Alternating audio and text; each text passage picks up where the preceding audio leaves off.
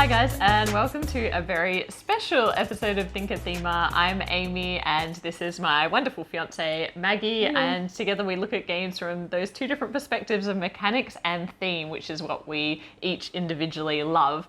Now today, when Maggie woke up this morning, I was like, let's do a video. I was just like, what kind of video? And I'd been madly writing down some ideas because this week, I haven't done my Kickstarter diaries, which I normally have been doing every week since we started the channel. But Kickstarter's a little bit quiet because it's Christmas, so we thought we'd do, understandably, who wants to launch now? So we decided to do a special video instead. And we wanted to start this video with some frequently asked questions. And the reason why I thought that would be good is because every morning I wake up and I reply to all the comments, and we always ask people to comment on our videos, and love it. Like we always have such great conversation in the chats. They always make us laugh and they make us really happy.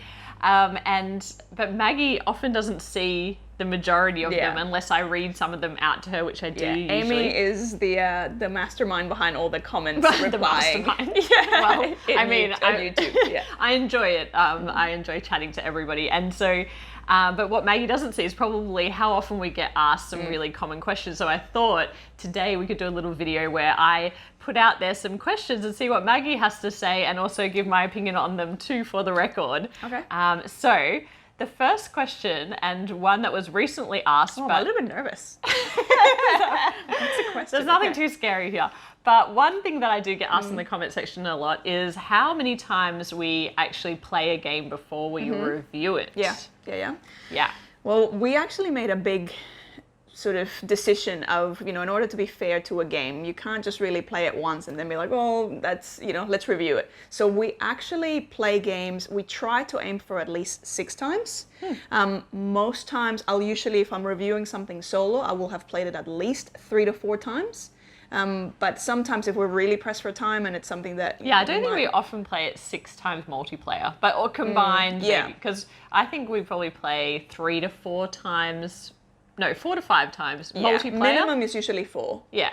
And then usually you will play it like at least 3 times solo these days.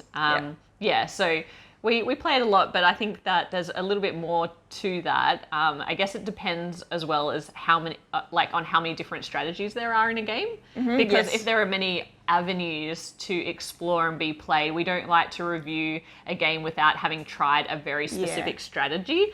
And so sometimes we have made this like arbitrary rule that we don't talk about what we think about the game until after the second game. And that has been working really well because we're so, in sync on a lot of things, it's helpful not to have the other person's opinion influencing your own opinion. And so now we play twice without talking about it at all. And then we'll often talk about it, and then we'll go back to the game and try and not break the game, but kind of look for... Play around with it and see what, what's going to work. This time I'm going to try and beat you using only this part of the board. Because I feel like the first game is really just getting a hold of what's the flow of the gameplay, and so I feel it's very unfair to judge it. And we have in the past, not since we started the channel, but we have in the past played a game once and gone, not for us. But now that we have the channel, because we've kind of gone, no, it doesn't feel fair, it's actually forced us to play games a lot more times, give a game more of a chance. And sometimes you do have, a diamond in the rough. I've been really surprised by that, because there are a couple of games this year. For me, Obsession wasn't one that I loved to begin with. And now I love it because the more I played it, I could get over some of the initial barriers of it being a bit fiddly for me. I loved it. You loved it initially, but I was like, I don't know. And another game that's similar to that is Pax Pamir. We both played it and we're like, oh, I don't know about this.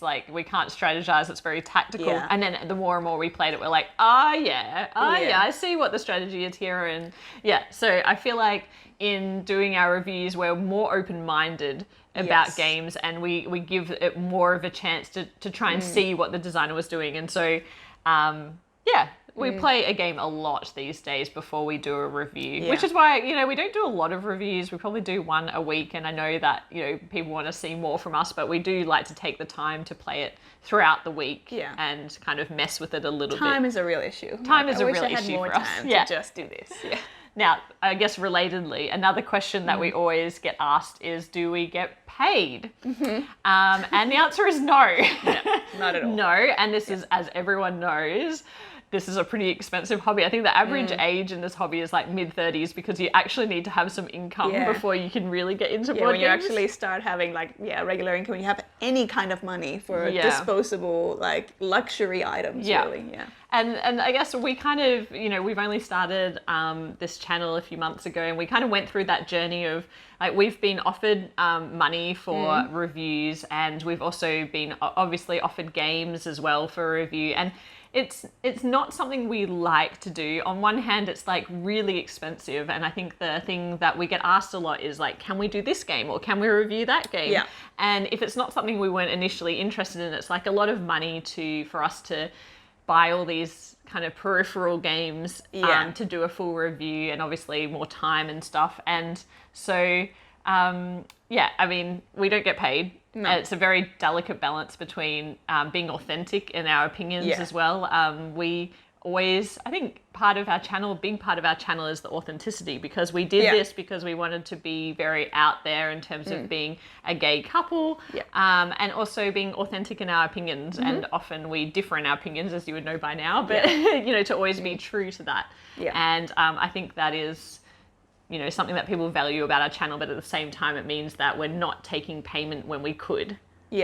Or free games. But and it's also, I think it's psychologically, if you're being paid for something, it will, like, there is that tension of, that if you have you give it a negative review, or if you highlight some of the areas that might not work as much with the game, that's potentially going to hurt the game in terms of how well it sells, or people's decision of whether they're buying it or not.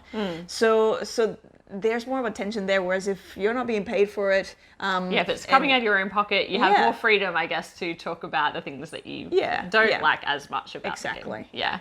Now, Maggie, the next question we get asked is one that we've been getting asked for the last 3.5 months, which is, when are we going to do our top 10 games ever? Well... When soon. Are we? Soon. And I think the reason why we didn't do it early is because we thought, well, nobody even knows who we are. Like, who cares what our top 10 are? But now that people are listening to our opinions, I think, on more games, it means like to give you that context as to what we actually really love. I think that would be really helpful for people. So that is absolutely top of our to-do list for 2021. So you'll keep teasing it then. I'll just keep teasing it. Well, look, we're not in our usual space at the moment, but once we get back home, definitely that's at the top of the list. And I think that you'd be surprised that the first few, probably our highest ranking games are the same, but everything from about like 5 onwards would probably be completely different. Anyway, here I am teasing again. Never ends. And also, we've been talking about different ways to highlight games in our collection. Obviously, there's like a backlog of older games that we want to get reviews up for. But also, like, people talk about, like, how often do we cull our games?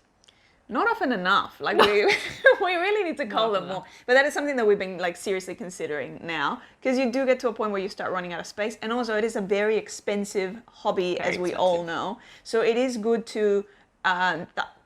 some games actually retain their value quite well if you keep them in good condition.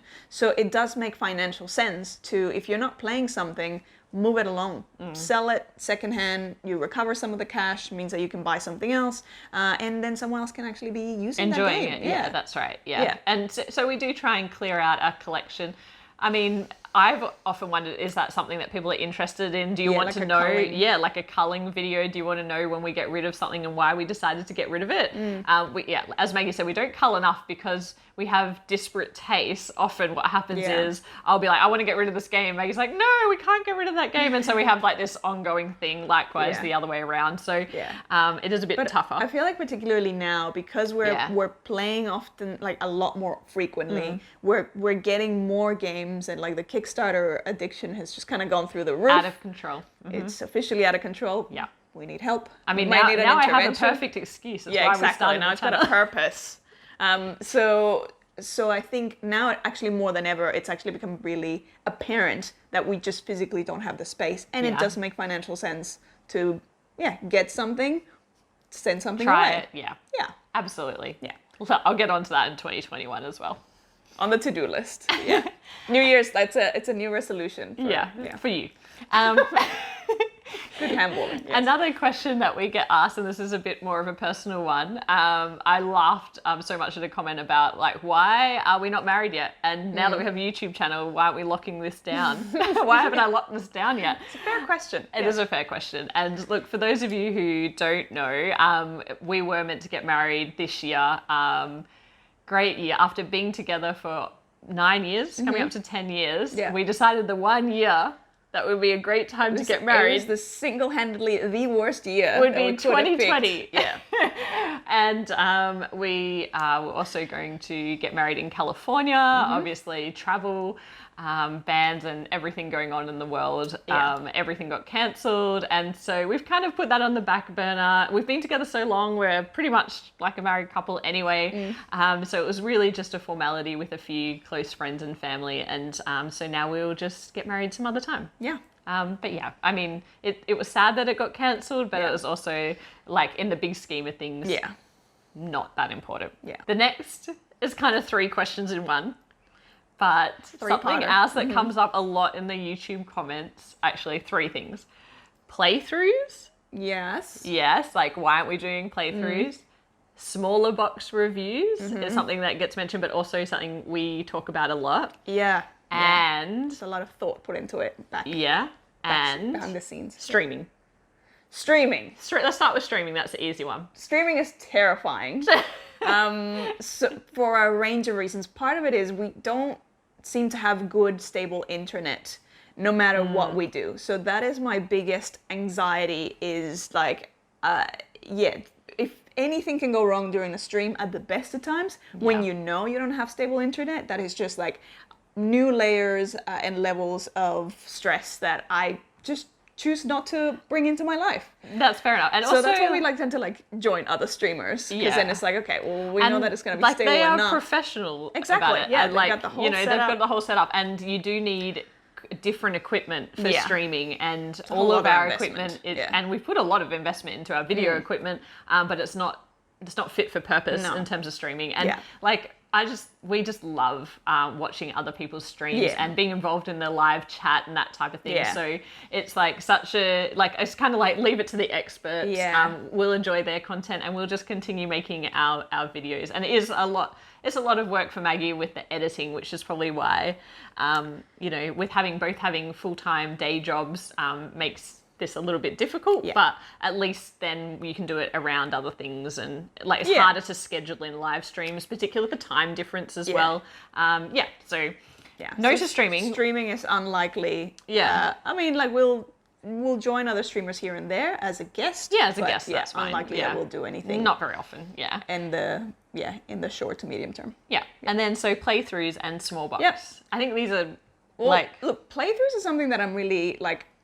This is one of those things where we disagree. I'm quite happy to do them because it's like you can record them and we can just do them. But what are your reservations about playthroughs? Okay.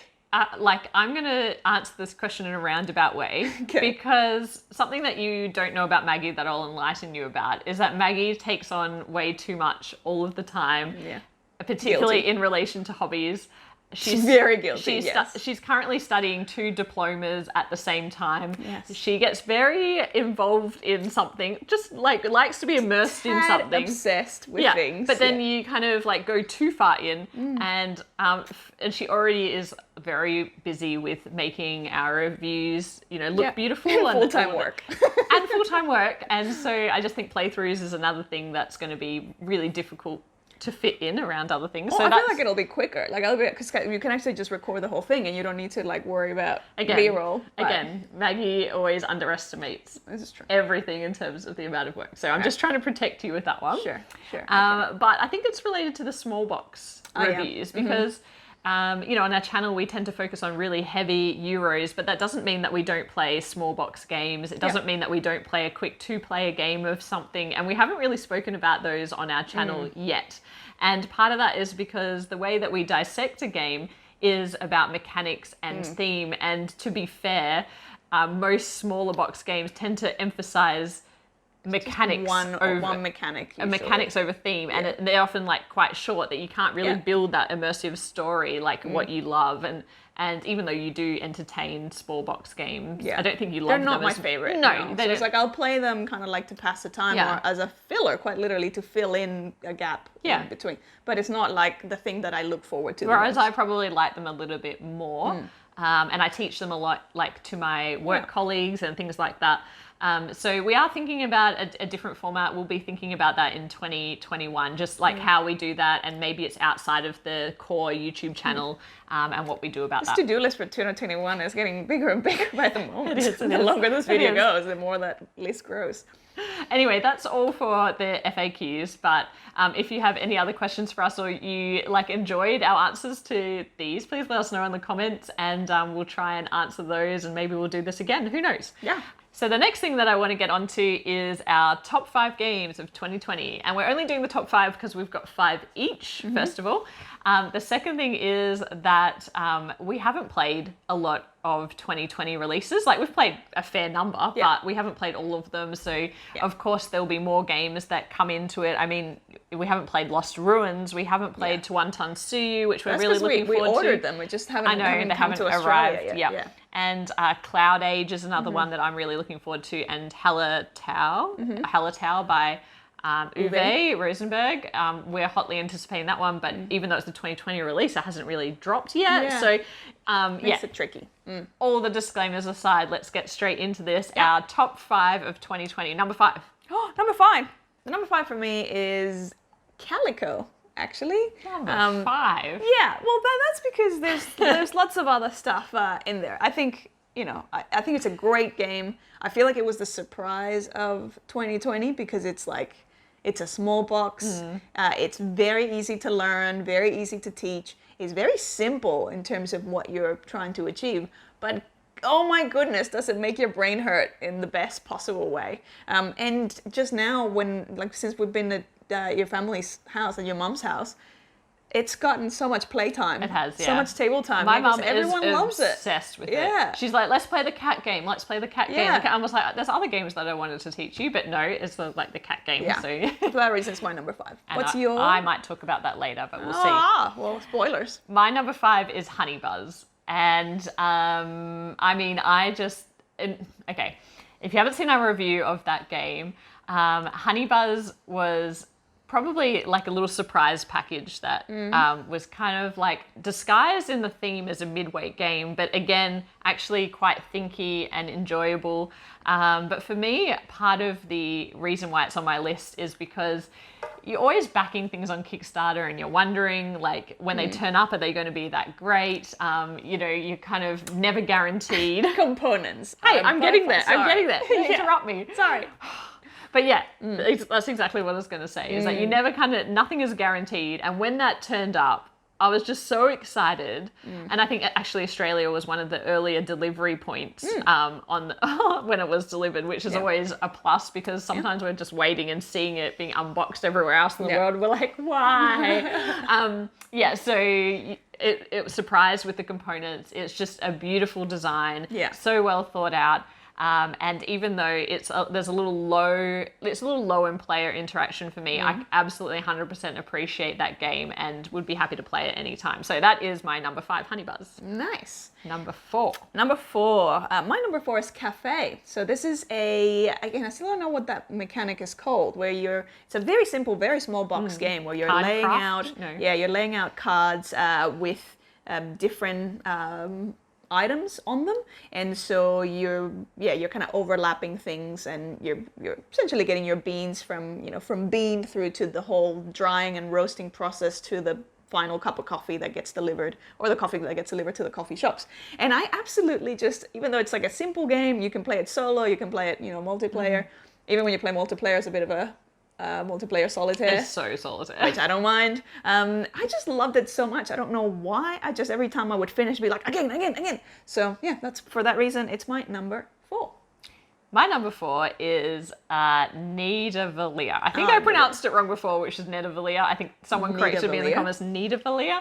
But anyway, it's a set collection game, and to me it is about the same weight as Splendor, and I would almost always rather play it. I do actually have a real soft spot for Splendor, but Nidavellir is my 2020 Splendor, and it's got like an auction mechanic, but I think what's really clever about it is the fact that the scoring conditions are really interesting to me, and the different sets that you can collect of the cards, which is kind of like a dwarf kind of theme. Yeah. When you layer them together, they all act in different ways. Like one's a straight multiplier, one's like the more of the card you have, the better. Like there's just all these different scoring conditions. And for me, in my mechanics brain, that really appeals to me. And Maggie beats me every time, which weirdly, I can't even get over that. I'm but weirdly good at it. Yeah, you are very good at it. Yeah. And we only ever played a 2-player. Yeah, but no matter what strategy, we both picked, it kind of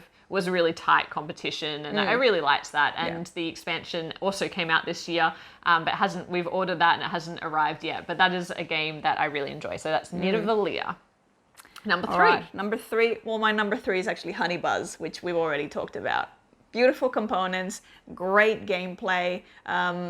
Yeah, I enjoy it solo. There's actually quite a lot of stuff that you can do with it solo. The expansion has a lot of solo, kind of additions. So yeah, I won't talk too much about it because we've already covered it. Yeah, I think you liked it more possibly because of that multiplayer solitaire, like lower level of interaction. There was more interaction when we played it with 3 or 4 players. Or we played it with 4 players. You played it solo, we played it 2 and 4, and at 4 it was much more competitive for those spots, but you never really feel too locked out in that game, which you like.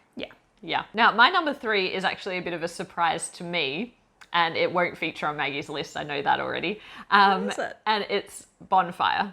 Oh yeah, Bonfire. Bonfire, the Stefan Feld game for 2020. Actually, he had multiple games in 2020, but Bonfire is this puzzle that somehow wormed its way into my heart and mind.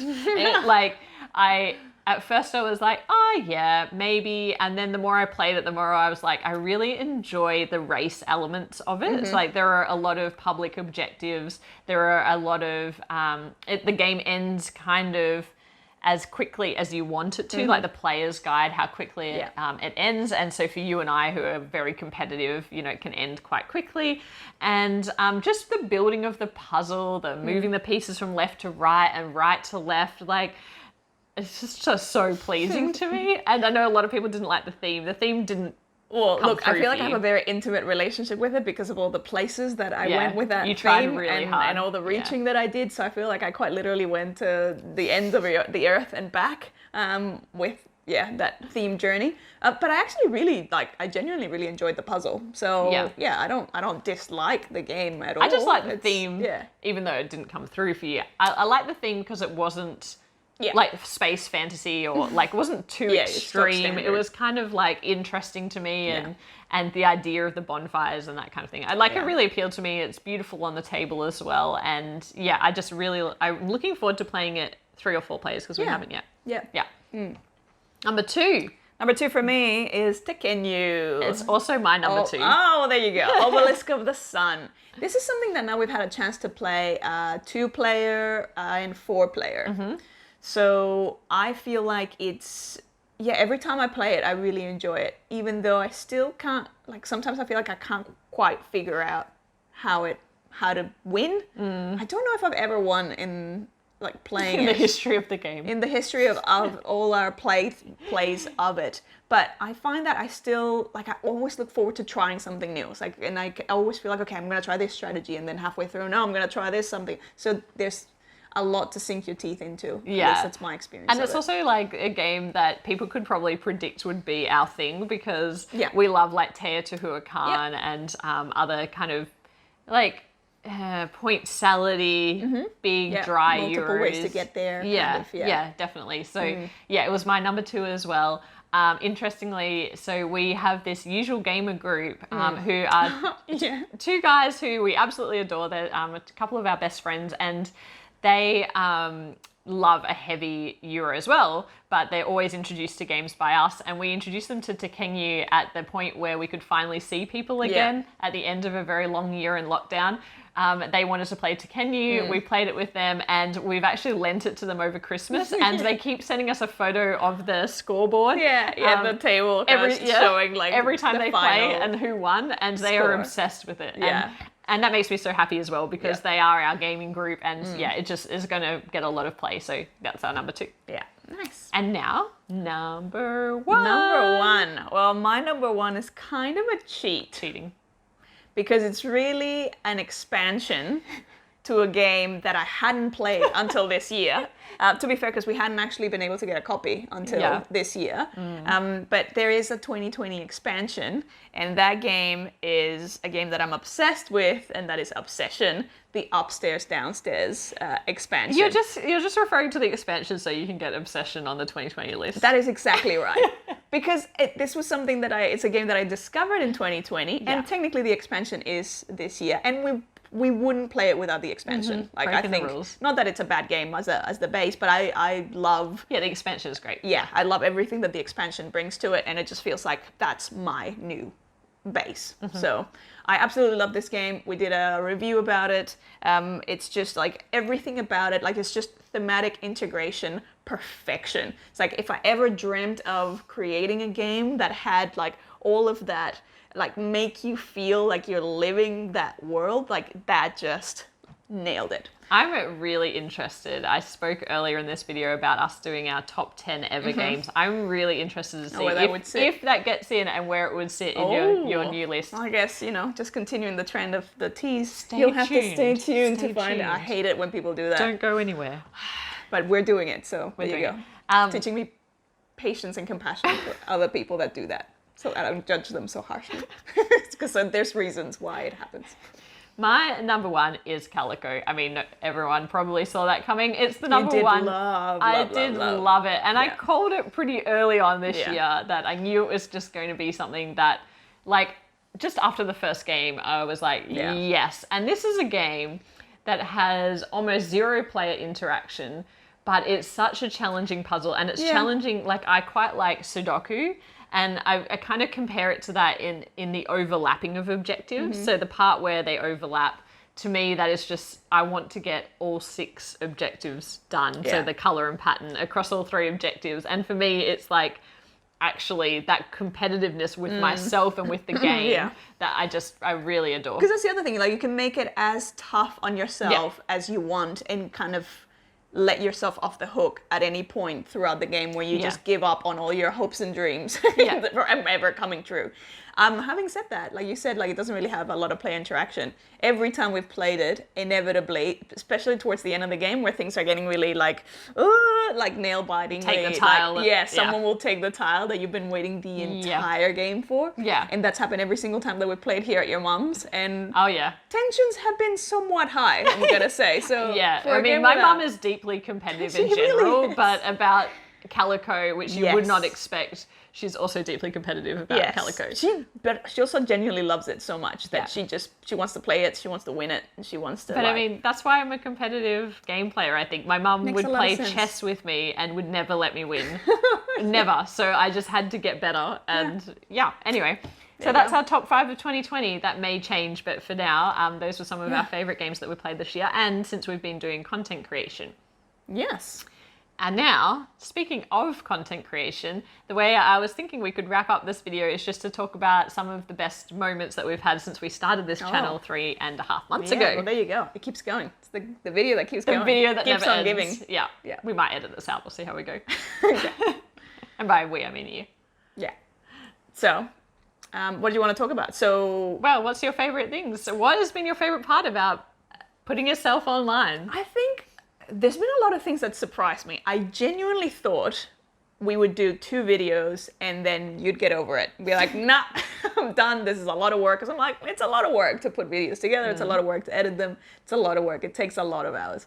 But then as we started putting them up there, I really enjoyed how, for me at least, it made me look at games in a different way. Like it will want to give me another excuse to justify purchases of games, but it also gave me an additional sense of purpose beyond just like, oh, let me try out this game. It's like, I'm trying out this game, I'm looking at why, like, I'm really paying attention to my experience of it while I'm playing. So it's almost like it's added, oh, this is a really weird plug, but it's like a layer of mindfulness to playing a game, because I'm just so uber present, trying to kind of check in with how am I feeling as I'm playing the game. And then that added layer of reflection of why do I like that? Why didn't that work for me? What came together? What didn't come together? Yeah. So it's giving me an additional appreciation for games. I think that why part is really key to the difference, because sometimes I would just be like, oh, that game's not for me. I hate that game.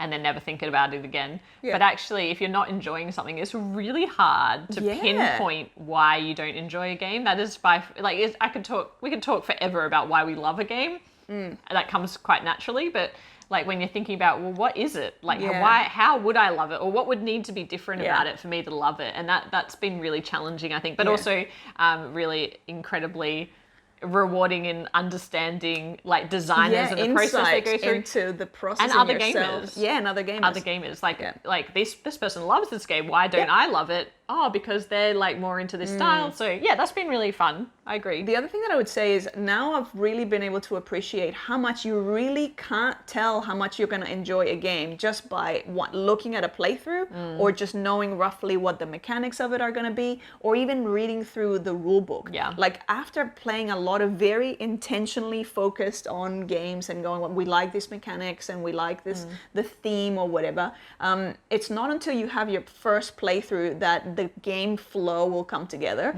And then even after that, it's not really until you've experienced it that you go, oh, this, because there's been plenty of games that I'm like, on paper or in theory, I should love this game, and I don't, and it just I don't doesn't know why. come together. Like, why and it's hard to explain. It's really difficult to explain that in like a format like this, where it's like people looking to you to explain, and so you're thinking through it. But it's definitely opened my eyes to different styles of game. I think that we don't want to get stuck or pigeonholed, and so we're constantly trying to push the boundaries of things that we like. If we know there's a thing we don't like, but there's a hotness game, we're like, well, let's do it and try and push ourselves out of our comfort zone. And then if it turns out we don't like it, like, well, that's because we expected, kind of because of our preferences. But like, for example, PAX Premiere, we never would have ventured into something like that, and then it ended up being something that, like, Loved it's it. a whole new world. That would have been in my list if we were doing 2019. Yeah, well, it's now something that we're a complete world of the hobby that we're now exploring. Yes, exactly. So, yeah. You never know. That's right. The other thing, I mean, one of my favorite moments was when someone in the comments said that your Spanish was pretty good. Oh yeah, because we were talking about like someone. It was like yes, there's a couple of Spanish speaking. It was a tweet. Yeah, it was on Twitter, and they had retweeted us or like kind of done a shout out about us and recommended us in Spanish. And so, like, I actually replied in Spanish to it, and I said, "Oh, your Spanish is congratulations, your Spanish is pretty good." Which I just took like, "Oh yeah, that's nice." But I found it hilarious. She just lost it. Hilarious because for those of you who don't know, I'm actually South American. Like, so my native language is Spanish. So, like, español es el lenguaje que yo aprendí desde niña hasta los 17 años de edad cuando me mudé a Nueva York, y después desde Nueva York hablé inglés. Entonces ahora es inglés. So, yeah. No hablo español.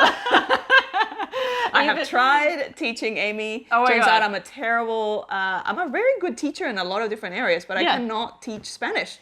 Well, no, I don't blame you. I mean, the student was pretty terrible But as well. also, you don't realize when you learn a language because it's your native language, you don't realize how many things you're like, I don't know why that is. Yeah, it's like, well, why is that? Is that an exception to a rule? I'm like, I guess, It's like, what's the reason behind that? I don't know. Like, you don't necessarily know the grammar rules. But we in lockdown for almost a year of not seeing anyone except for each other. We basically went through every hobby you could get sent to us. Yeah. And one of those was for me to make concerted effort to learn Spanish and to speak Spanish to Maggie. And I got all my books out. I was doing an hour a day. We were doing an hour a day. Maggie was doing the repetition, and that very quickly fell away. That lasted a week. We got through days, months. That didn't last very long, and I can still not speak any Spanish and barely English. So yes, I'm glad my Spanish is still quite good. Pretty To good. be fair, Her Spanish is pretty good. Like if you don't practice a language, it doesn't matter how much you speak it, like you will forget it. Like when I Yeah. talk to my mom in Spanish, obviously, I often will be like, oh, what's the word? So I'll have to Spanglish my way through it, and like say the English word, and she'll be like, oh yeah, this. So yeah. So pretty good is actually probably quite a good compliment. Probably. Yeah. It made me laugh. But I think probably the main thing that I've taken out of this channel is, and I try not to get emotional, but it was a really hard 2020, especially being an extrovert and not being able to see friends and family. And, you know, a lot of people are still in that position now. But online and in creating this channel, in chatting to you all every day in the comments section, on Facebook, on Twitter, on, you know, being involved in other people's podcasts, in being on streams, in being in live chats, just chatting away. Like, there is something that has been so therapeutic about, I guess, delving deeper into this hobby, getting to know the community, getting to know a lot of like very influential people in the community who genuinely care so much and want to do the best thing and to take the community, like to drive, you know, diversity in voices, all of those amazing things that people are doing, and just making so many new friends. I feel like, like I thought that's been the biggest, like by far for me. It's like just all the new friends, all the and new like friends how that we've amazing made. the community has been, and just what a lovely community. And how it is, surprisingly supportive of being a gay couple, and like putting ourselves out there in a way that we never have before. We were very apprehensive about that, and like we have not received, you know, any hate or I was any full ready for like just me it's gonna too. be a troll fest, and it's just gonna be awful and confronting, and that hasn't been that the hasn't case, happened. Everyone's been really which we feel supportive. very like lucky and very like appreciative and grateful for. Yeah, but I also feel like even stronger than that, like I've found my tribe even more than before. Like we have a lot of obviously friends in real life, but not a lot of them are gamers. This is not real life? No. Well, like every day. Offline, out of hobby life. Out of hobby life, and not a lot of them are gamers. In fact, we are the ones that are always like trying to convince people to play games with us. And so in meeting all these people online, in talking about games all day, every day, it's just like really been so heartwarming, but also allowed me personally to explore more of that part of myself, which has been amazing. So thank you to everybody who's still watching this very long video. Us rant and ramble away. And for all of your support. Obviously we wouldn't keep doing it. Well, we might. No, we might have kept doing it. I feel like we enjoyed it. Like we enjoy so many aspects of it, but it's like whenever you sort of see when you get that sense of connection with the community out there, and when you see that, you know, something that you're saying or your experience of a game is resonating with someone else, that is super motivating. Like that is by far something that makes you go, let's keep doing it. Let's keep doing it. And the world of content creators in this, like no one's like out to get anyone else. Everyone's super supportive, and it's just wonderful. Anyway, so that is our long rambly video to wrap up 2020. Let us know what you enjoyed about this video. We're always thinking about new things that we can add to our channel. If you have any ideas for that, please do let us know in the comments section. We would love to hear from you. But otherwise, we will be back hopefully before the end of 2020 with some more game reviews. But that's all for today. If you made it to the end, well done. Yes, well done. You're a true. I hope this is recording. I do hope this is recording. Yes. We'll check now. All right. Bye for now. Bye.